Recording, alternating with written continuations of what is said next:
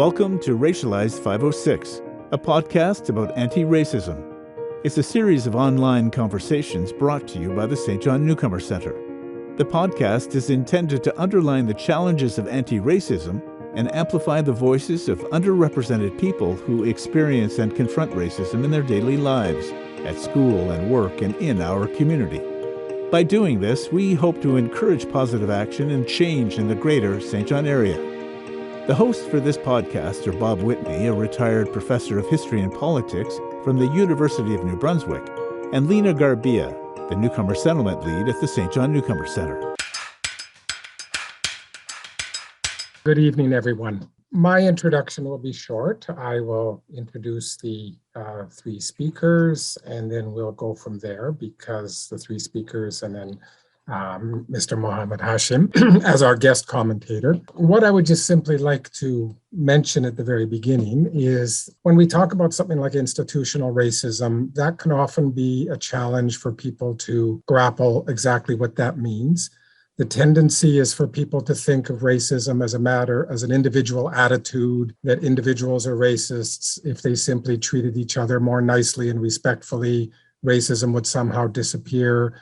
And so the notion that we can be part of institutions where perhaps the individuals that we work with on a daily basis are in no way racists doesn't say or doesn't speak to the fact that perhaps the culture, the power structures, the traditions, the habits, the way that certain organizations function, reproduce themselves over a period of time, in fact, contributes to racism and discrimination of one group from another.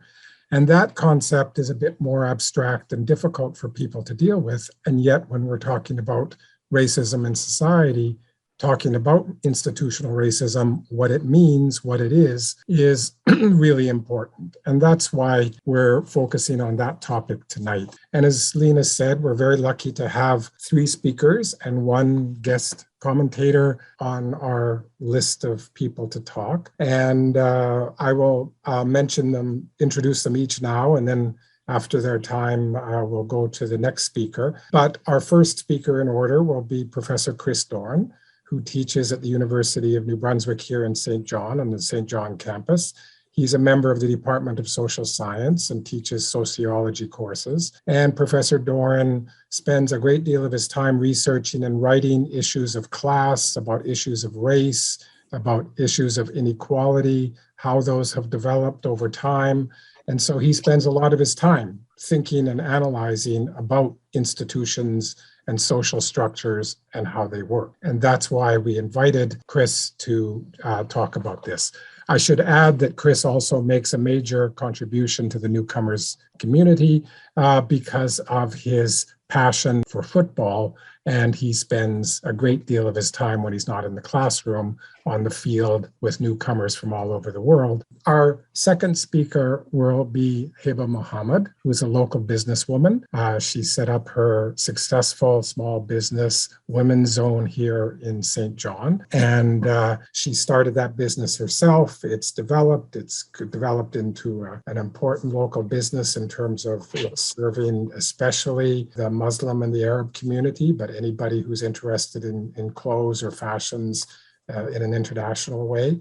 So Heba will talk about her experience as a business person in St. John and what that has meant for her in terms of working at that from the bottom up. And our third speaker will be Norman Hector, who is a local activist and someone who is very involved in issues of race and racism, and particularly when it comes to race and racism when it deals with employment issues and discrimination issues. And he has some direct experience in that, which I'm sure he will talk to. But obviously, when we're dealing with issues of employment and structures of employment, the issue of race and racism is constantly emerging within those structures of employment. And then finally, we have Mr. Mohammed Hashim, who's the director of the Race Relations Foundation of Canada, based in Ottawa. And that foundation has played a very important role nationally in terms of communicating and educating and providing sources and materials about race and racism and also sort of promoting and gathering research and important information. Very recently, they developed a survey about issues of race and racism in Canada, and that's exactly the kind of information that those of us working in local communities need. We need a national perspective, a global perspective, because of course we're immersed in our own local reality, but we also need to see the big picture. So I'll stop there and I will introduce Professor Chris Doran from UNV. Chris. Thank you, Bob. And thank you, everybody. Thank you, Lena, for the introduction. That's great. I'm really pleased to be here tonight, and I feel a great privilege to have this opportunity to share my experiences and to say a few words institutional racism. And what I want to talk about is the strategies that I've been employing for many years to combat racism and institutional racism, just in two fields. The two fields that, as Bob hinted at, that I know. I'm not an expert in everything, but I'm an educator.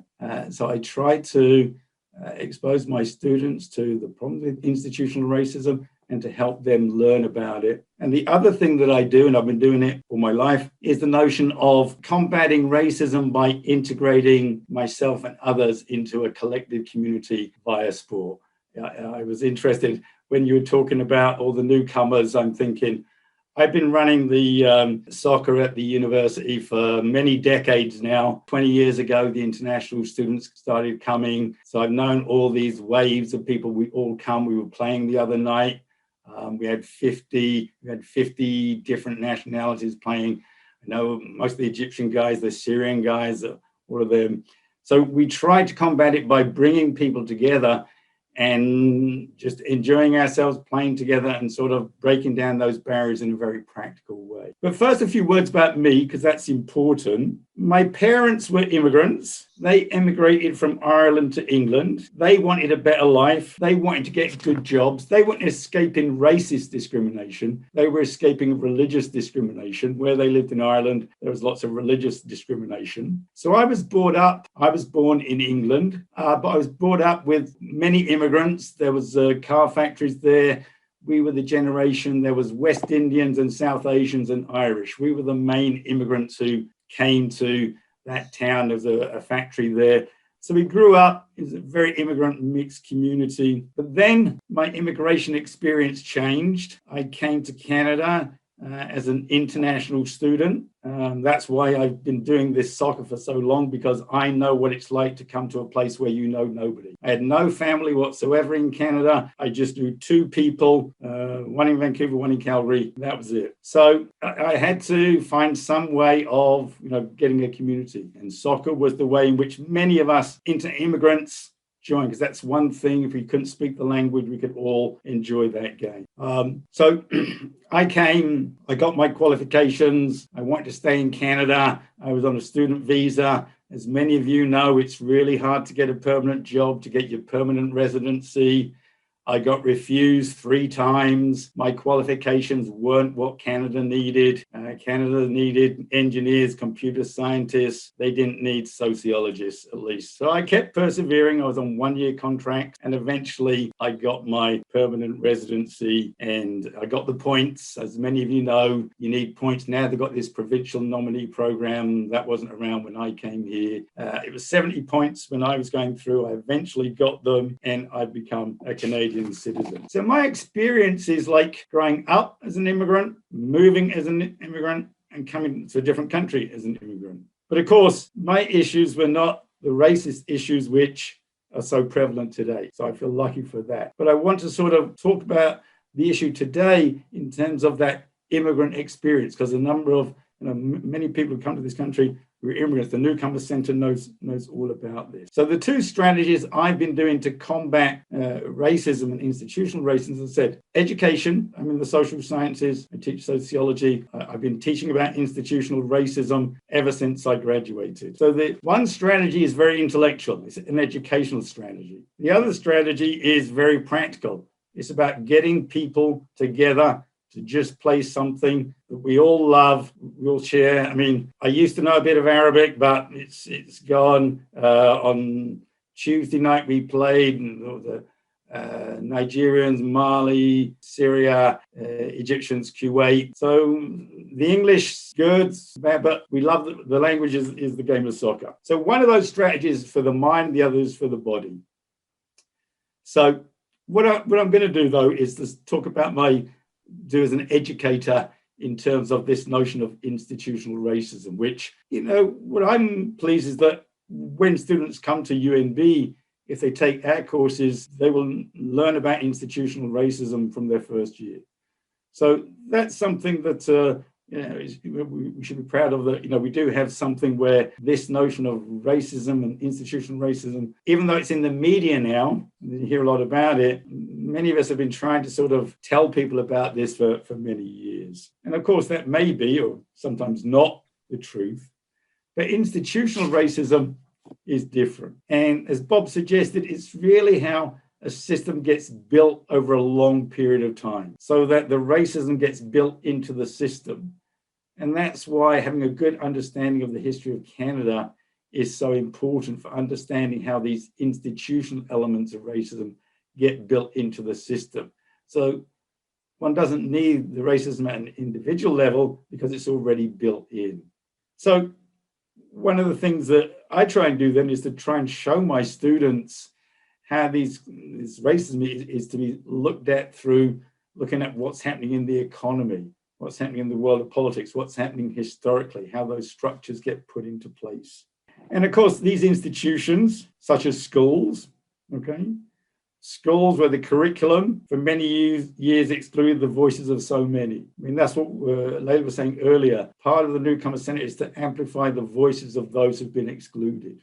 But of course, other institutions also have race. I was reading recently about how in the UK, the law courts, a black lawyer was just assumed to be a defendant because the British legal institution has not got many lawyers who aren't privileged white people. Our healthcare system is an institution which denies adequate drinking water to many Indigenous communities. The RCMP as an institution, it was first set up as the Northwest Mounted Police to help take Indigenous peoples from their land, to open up the prairies. The media as an institution has been very guilty of setting up moral panics, scapegoating.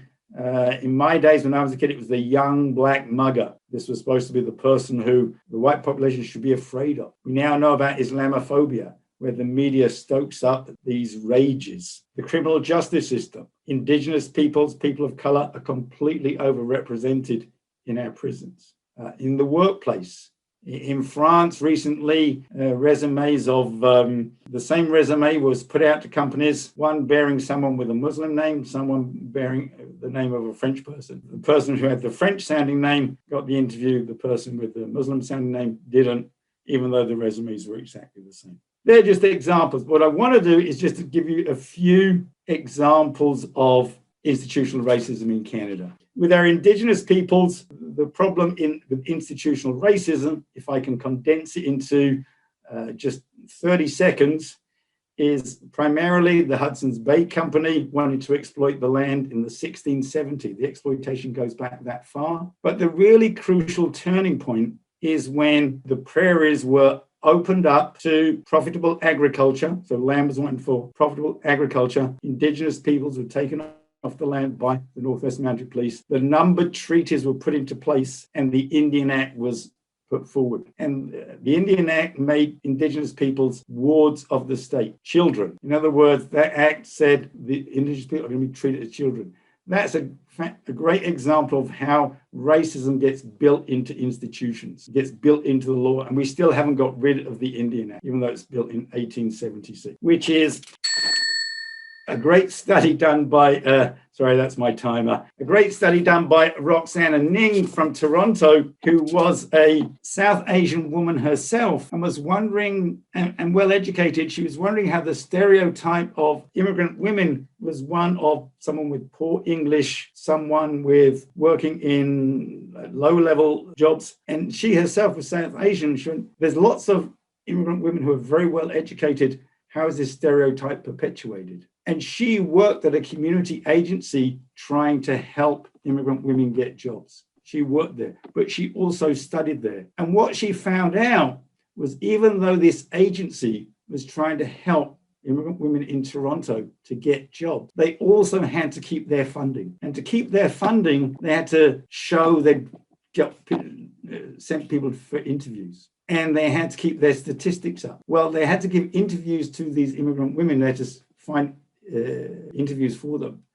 But the main employers who were seeking jobs were these low-level, low-paying factory-type sweatshop work. So on the one hand, the community agency didn't want to send women for these interviews. But on the other hand, they were caught between a rock and a hard place, and they had to keep their funding. So they were the two examples I wanted to show. One, which is of a law which was passed many years ago, which still is in effect. And the other one, a much more recent example, which shows that even when agencies are set up to help, there are institutions in behind the economy, the government, which is preventing that help being put forward. And I'll just finish, because I know I'm out of time, by just saying today, when we look around us now, we can see this institutional racism taking place. I'm thinking primarily of the gerrymandering, which is taking place in the US.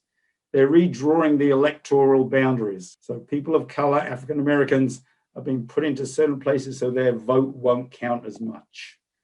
That, again, is this institutional racism behind the scenes, which is being put into place. And so it appears as if the electoral system is fair, but of course it's not. So if you want to know how I sort of understand community integration, anti-racism via talking about global soccer, I'll be pleased to talk about that later. Anyway, thanks for listening. I hope I didn't go too fast. Thank you. Thank you so much, Chris. I think that was a perfect introduction to what we need to be talking about. Thank you. Next, we'll have Heba Mohamed, who, as I said, is a local businesswoman from the Egyptian community. And she'll talk about her experience of her business and working in St. John and building a business up from the ground up. Heba.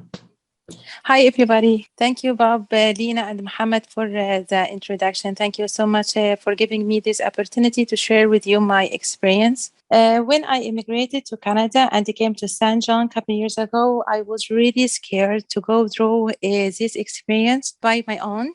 As a single mom for 3 children, but this fear quickly turned into a passion and excitement, especially after receiving and still receiving all this much of support and assistance from both the government organizations and local St. Johners. And now I successfully finished my business program. I'm running my own business and I earned my academic certificate from UNB, beside my social activities and the political activities as a boarder in St. John Harbor. And to be honest, I have a really positive experience with the St. Johners. They are really friendly, supportive, and acceptable for the other differences.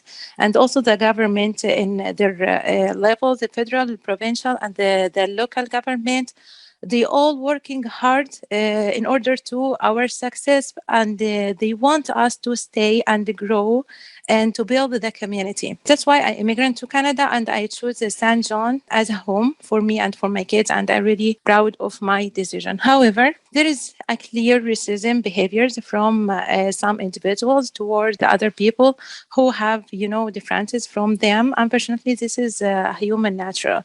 Not all people have the ability to accept the others. According to the police reports about hate crimes in the Government of Canada website, the statistics for the last 5 years from 2016 to 2020 shows its increase. That is slightly from 1.6 to 2.3 rate per 100,000 population in St. John, New Brunswick, which is not too bad comparing with other states and countries. And this is thanks to the government efforts to educate local people about Islamophobia, which is great. But in my point of view, it's a two-way road. So it's supposed to be also classes to educate newcomers about the Canadian culture and accepting the other culture, especially most of them, coming from different backgrounds. And that's why I'm making my initiative. It's called culture education classes. I make this initiative to educate my potential that I intended to bring them from overseas to work for me here in Canada. So I'm making a workshop about the Canadian culture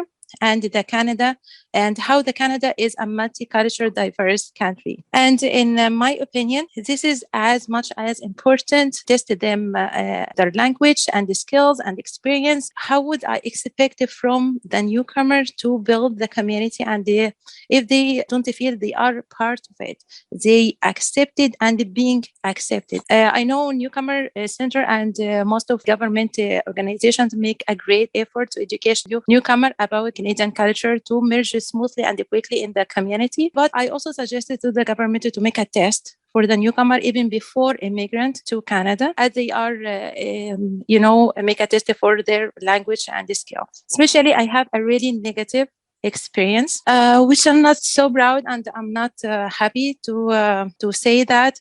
It's from some individual people from Egyptian community in St. John, because, Egyptian community judge the divorced woman, and me as a divorced woman not being, welcoming or accepted in Egyptian community in St. John, neither me or my kids. Also, some newcomer, actually, I have received a link from a friend. He sent me and he say, talking about a lady from the Egyptian community here in St. John, and he shared it with me because he thought it's me. Her name is Heba, as my name, and she struggled as most of newcomer finding a job, and she thought it's because her name is Arabian or because she is wearing a hijab, and because there is always resist is practicing against you as a newcomer or as a Muslim, not lead to any progress in my point of view. And instead it will push people down to be lazy, and not upgrade themselves, because it's easier to blame others. You know what I mean? So my advice to most newcomer who thinking in this way to work in themselves. Maybe they didn't get the job because they are not qualified. If they, make a volunteer to gain the Canadian experience, enhance their language, I'm sure they will achieve their goals. And finally, I want to mention that I can voluntarily make my initiative cultural education classes also for newcomer center, because, I want to make this initiative to reach most of newcomers around Canada and here, especially in St. John, especially after having this negative experience from my own community here in St. John. And finally, I want to thank you very much for appreciate time and for hearing me. It was really a pleasure meeting for all of you. Thank you, everyone. Thank you so much. Thank you very much, Heba. I think that's important, and it's important to have a reminder that frequently, again, when we talk about newcomers or newcomer communities, we can put people in one large sort of homogeneous group and not appreciate or not understand that within each community has its own complexities, it has its own issues, it has its own challenges. And so part of the discussion about issues of discrimination is also to be very aware of the complexity of all of our communities. Our next speaker is Mohammed Hector, who's a local St. Johner and for a long time in St. John, and being very involved in issues of race and racism at the community level, and is also very involved because of his own circumstances on issues of race and racism in terms of employment in St. John. But once again, as Chris pointed out, when we're dealing with institutions and how power relations work within institutions, and that's especially the case in our places of work, which we need to survive, when we face issues of racism, institutional racism at the workplace, that, of course, presents a whole series of other special challenges and concerns for us that we need to understand. So that's one of the reasons that we asked Norman to come and talk to us tonight about his perspective about institutional racism within St. John and the employment context. Thank you so much, Bob. And thank you, everyone, for allowing me this platform tonight to be able to speak to you all. I'm very much humbled and grateful to be able to share my story. For many of you that don't know me, my name is Mohammed Hector, and I am a St. Johner. I was born and brought up here in St. John. I come from a huge family, the Hectors, very well known on both sides of my family. I have been fortunate enough to spend time with activists. My Aunt Connie, my Aunt Constance Timberlake, was an activist and recognized for her work. And my uncle, Joseph Drummond, was also an activist. And if you were to tell me back then when I was listening to them and learning from them that I would be going through my own kind of fight, as I got on in my age, I would have said, no, that's never going to happen to me. But it did. So I'll start by telling you a little bit about myself and my work history. So I've been blessed in all of my jobs with St. John. I've worked for all of the big players, Irving, Alliant, and my last job was with Xerox.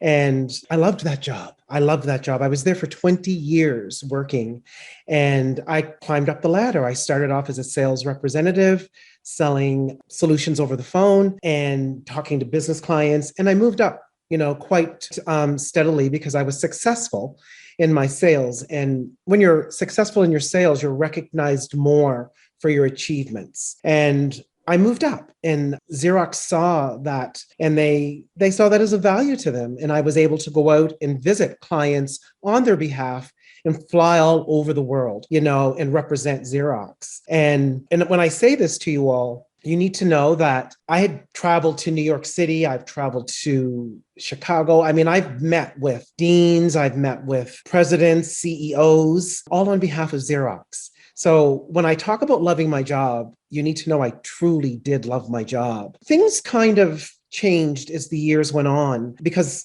I did, work my way up to become a manager. And when I worked my way up to become a manager, it wasn't without lots of struggle and lots of proving myself, which I was able to do. When I was offered the job as a manager, it was on a temporary basis. There were some things happening with another manager, and I was asked to step in. Now, I had followed all of the guidelines and the processes to, step into that role. Now, you need to know that I worked in a building, and I think I was one of the 2 Black people that worked in that building. And people would ask me all the time, like, how do you feel walking in here? Because another manager had said to me, I went to train in Jamaica, and I was the only white person. So how do you feel walking in this building every day? And I said, well, it doesn't really affect me because I'm a St. Johner, and I guess you just kind of get used to that. So I did, step into that role part-time or temporarily. I shouldn't say part-time, temporarily as acting manager. And I loved it. I had the team, and we were working through issues. And I then found out that I was going to be offered another position. They said, she's going to be returning and she's going to a new role. And I had been offered 2 managers' jobs.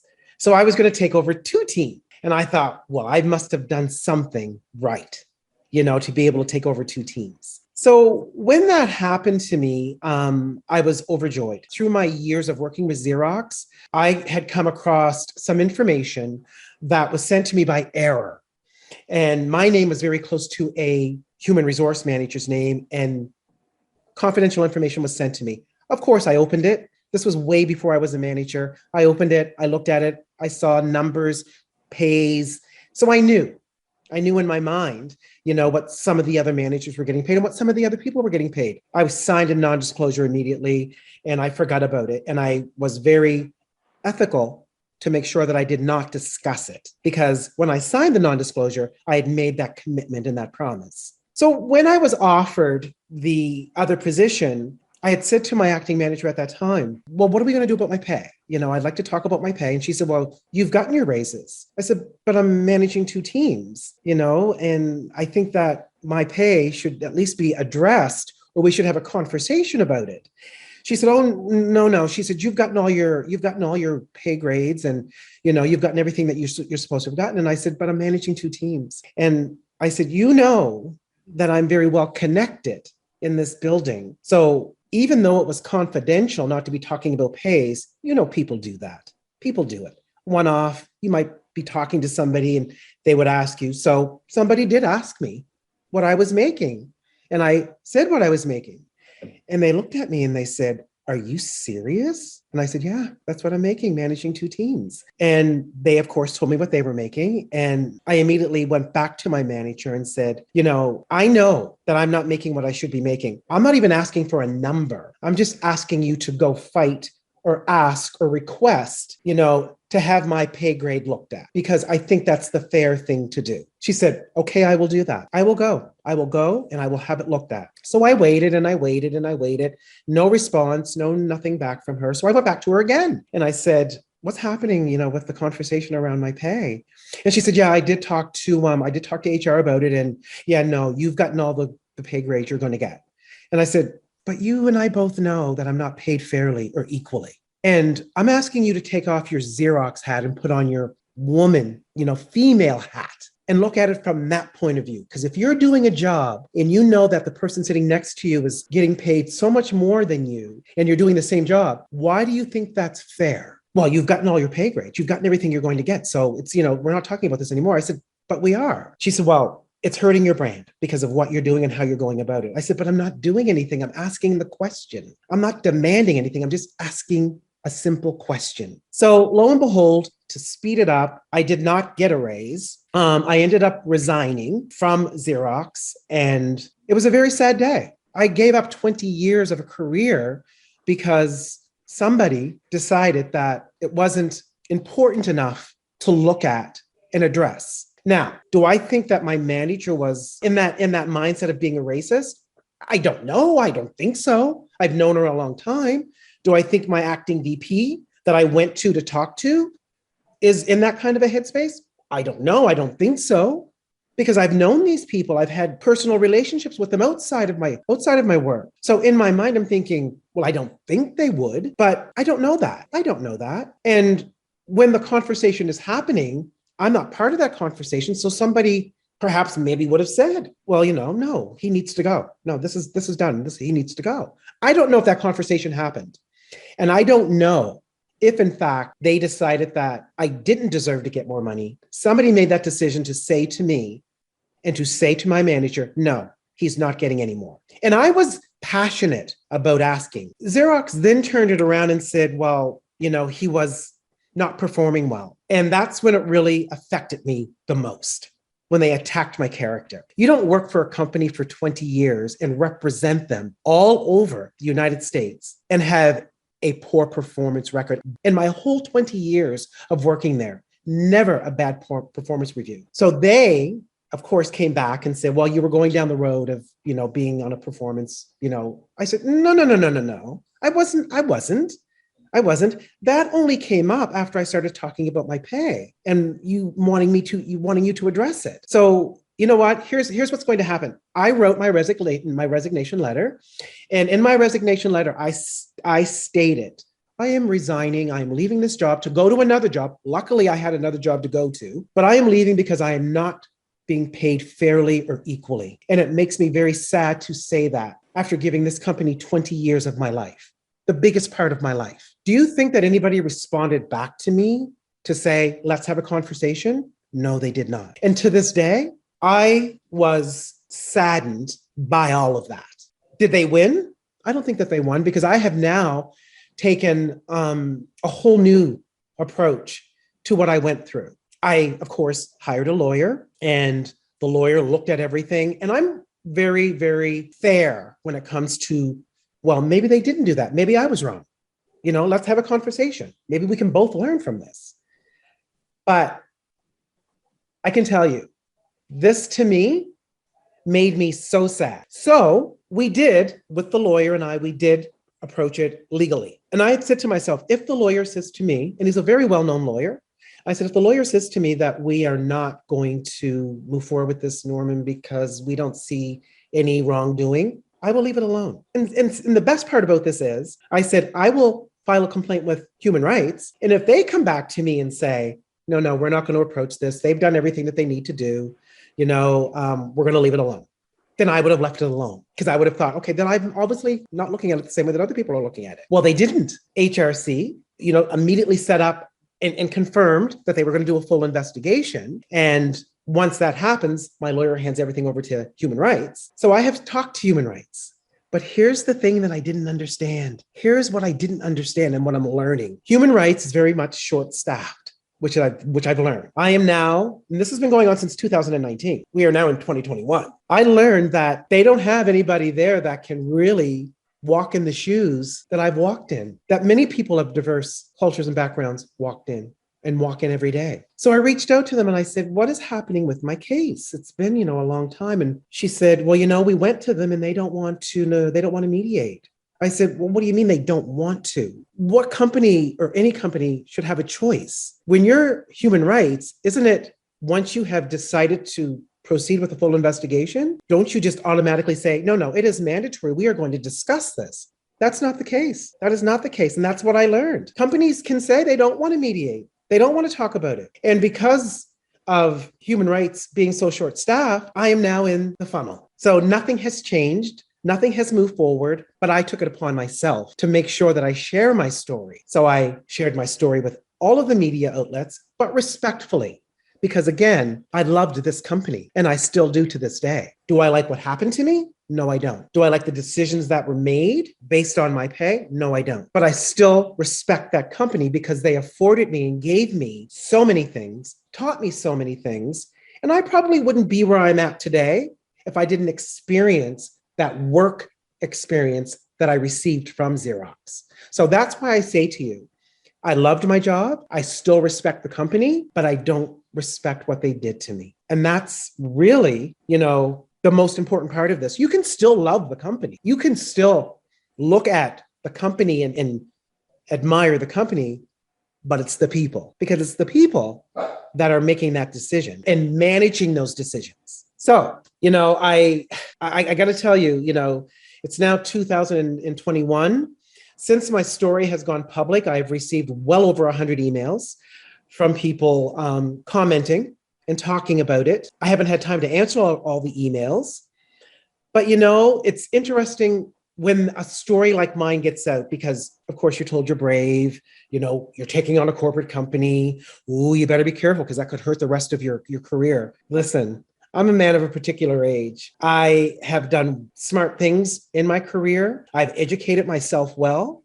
I know I can go work anywhere that I need to work. And if I ever have to explain this story to an employer, I will explain it the same way I'm explaining it to you all. And that's my story. Thank you very much for that story. And stories are very important. Sometimes we use or hear the word story, and that seems to sometimes make people think, well, that's not as, significant as a report or as a lecture or something like that. But I think in life, and for most people, what tends to really matter the most are the stories that we live, because they have to do with our real lives and our real circumstances. And again, they're not abstractions. And what you managed to do, I think, was bring that, again, sort of somewhat abstract notion of institutionalized racism into a very real personal story, but a personal story that I know resonates with many, many people in different circumstances. So it's much more than just a personal story.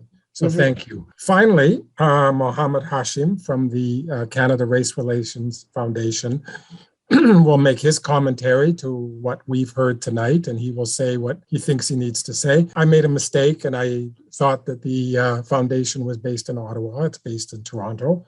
And so just if people are looking for it, it's physically located in Toronto, but it's virtually located everywhere in Canada. And so, Mohammed. Thank you. It's first of all, I just want to say thank you to the speakers, Doran, Heba, and Norman for sharing their truth. It's always difficult to hear this, and it takes a significant amount of courage just to kind of stand up and say that, because it's you never know who's going to have it out for you and try to ruin your career later on, and they hear something and say, oh, this person's a troublemaker, don't hire them. All these different things are absolute real threats, to be frank, and yet we still have courageous people getting up there and telling their truth. And honestly, I think that the system is not defined, and the systemic responses are not defined necessarily just by stats and research. They're contextualized by the real life experiences, particularly like the ones we heard today. The Canadian Race Relations Foundation it's a federal crown corporation. I live in Toronto. Our head office is in Toronto, but we have staff in Vancouver, Calgary, Toronto, Ottawa, Montreal, and Halifax. And we're definitely across this country. And it's a pleasure to be here. And soon, hopefully, I'll be in New Brunswick. When I think about systemic racism, honestly, like systemic or institutional racism, I kind of use those terms interchangeably. What we've spoken a lot about today, in my opinion, is around individual racism that kind of reflects societal and institutional racism in different ways. But when I think about institutional and systemic racism, I think about, actually our origin story of the Canadian Race Relations Foundation, We were created because of the Japanese-Canadian Redress Agreement, which came out of the apology to the Japanese community in 1988 from Prime Minister Brian Mulroney, who apologized to the Japanese community for what Canada did to them during World War II. And during World War II, they were all declared potential, enemies of the state. So their property was seized, sold, they were put into internment camps, and some of them had to live, for years in horse stables in BC and Vancouver. That's what this country did to them. There's tons of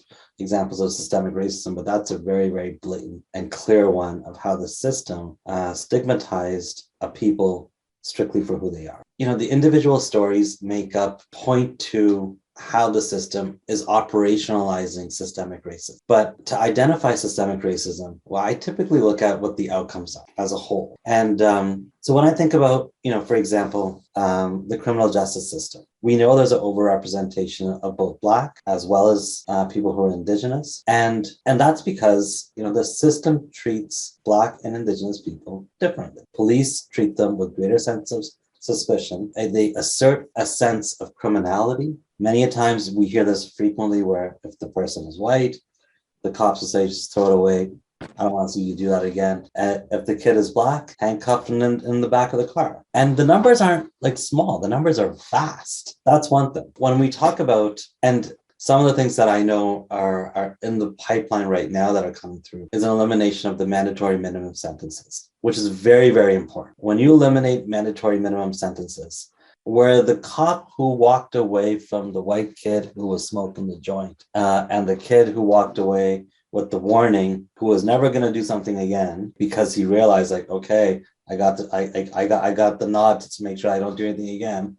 I got a little bit of a check, had that opportunity to walk away. If you're Black and Indigenous and you have and you were charged and you had a mandatory minimum sentence assigned to that criminal charge, you're going to jail. And when you go to jail, it's researched from here to wazoo that the chances of you entering into, if you went in for a petty theft crime, the chances of you reoccurring are significantly higher because you actually went to jail versus not having to go. I heard Professor Doran talk about healthcare. Very similar. I think everybody saw the video last year from Quebec of Joyce Echaquan, who was an Indigenous woman who was screaming in her bed, asking for help while the nurses made it basically said that she didn't really matter. And she died in the hospital. There's lots of kids who, because of alcoholism, which is a very colonial imposition on Indigenous communities. Alcohol has never been a thing that Indigenous communities had until colonialism happened and dependencies were created.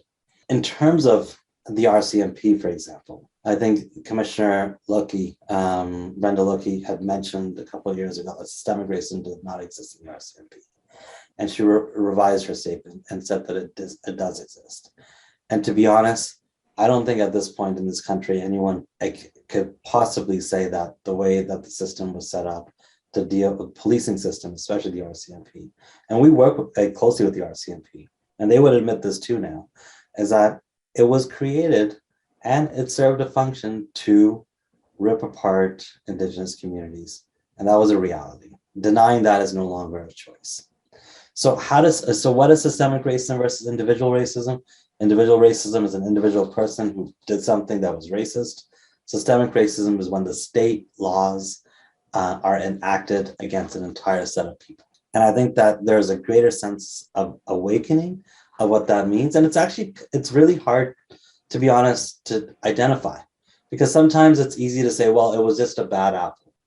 It was just a bad police person. It was a bad immigration officer. It was a bad manager. It was a bad this, that. And I'll stop there and ask for any questions if there are any.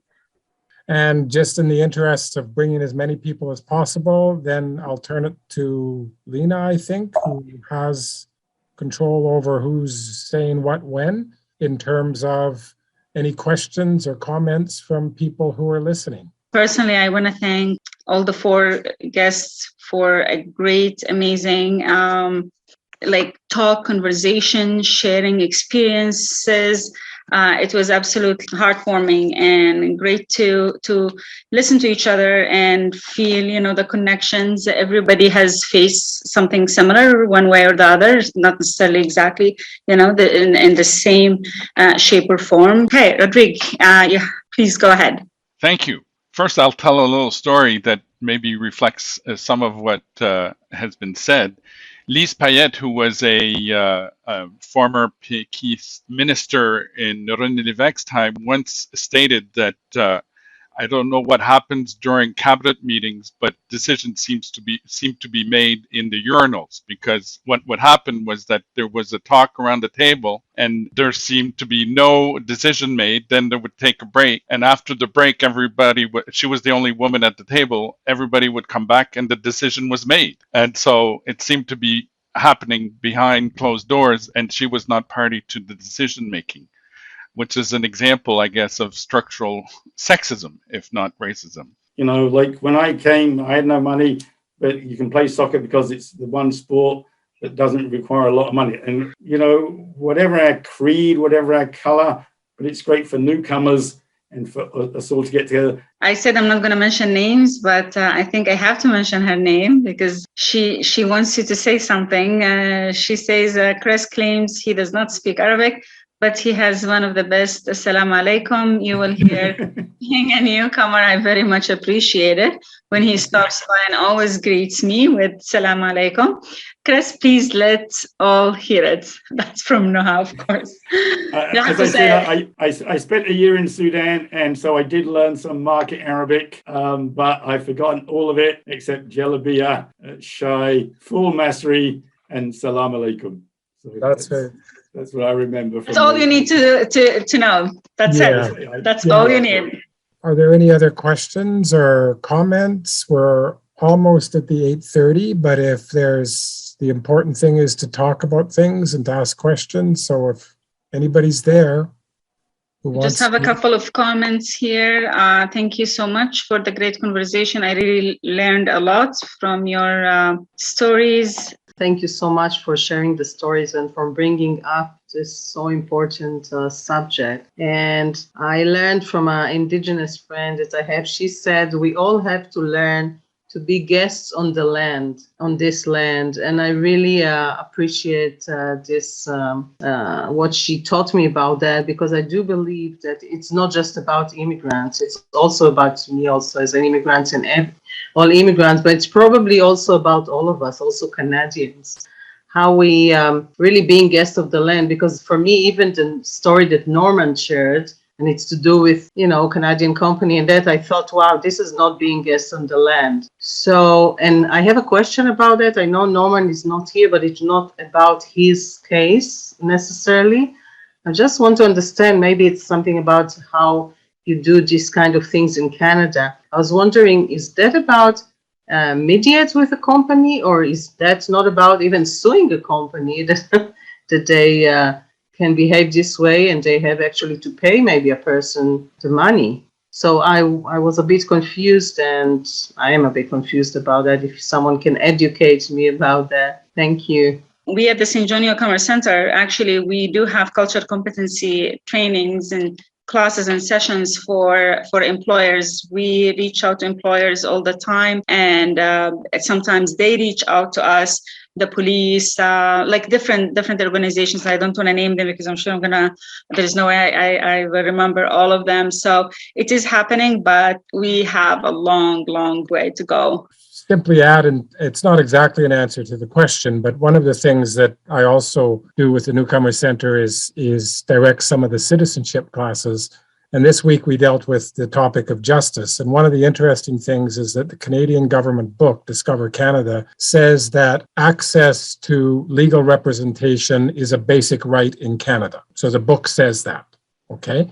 But of course, immediately the question comes, can you afford it? And so on the one hand, they're claiming it's a basic right, but on the other hand, anybody who knows anything about the legal system knows how expensive it is. And when Norman was talking, I thought, is that what's happening here? When he talked about the short staffing, it's like, we hope that's accidental. But when I look at my historical research, it's not. I say, no, throughout history, There's been this nominal answer to a problem. There's something else to add here, because there's a distinction between civil and criminal here.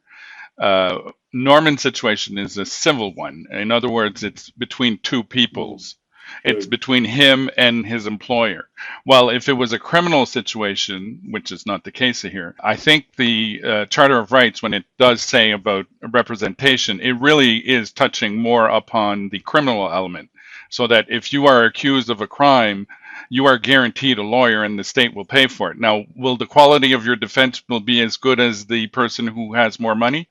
Probably not, because the funds provided for the lawyers tend to be limited, and therefore, anyway, there's a system in place. It's not perfect. But what I was going to say, now, I don't know all the details we know Norman's story, we don't know the Xerox story in this, but what it sounds like is basically that because it was him against the company has, and because there's no legal obligation on the part of the company to provide a defense or an answer to him, he's left with this situation where he has to go to the media and other areas to try to grab the moral high ground, and eventually, hopefully, he will win it. But it's a long battle that many people can't take because it's too costly in time and reputation. Thank you, Rodriguez. I really want to thank our guests today. It was great. We all learned a lot.